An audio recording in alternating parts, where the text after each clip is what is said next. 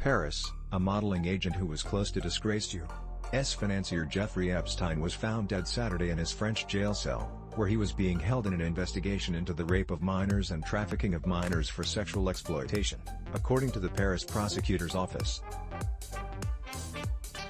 Victims of the alleged abuse described shock and dismay, but the agent, Jean Luc Brunel, will never face trial.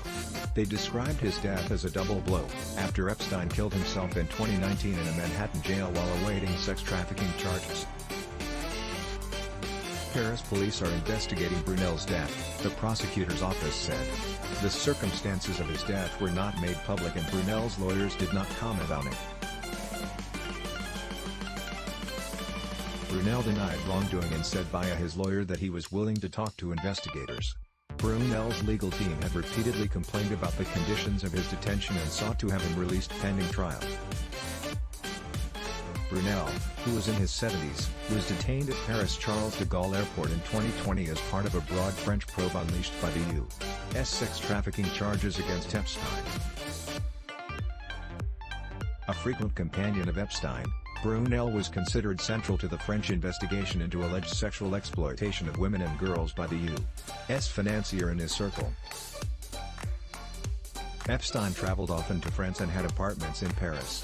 Multiple women who identified themselves as victims have spoken to police since the French probe was opened in 2019, and at times expressed frustration with the slow pace of the investigation.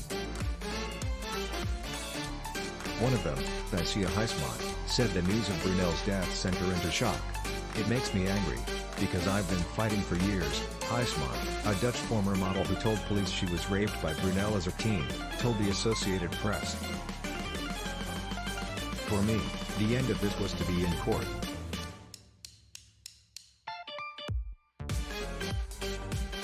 And now that whole ending, which would help form closure, is taken away from me."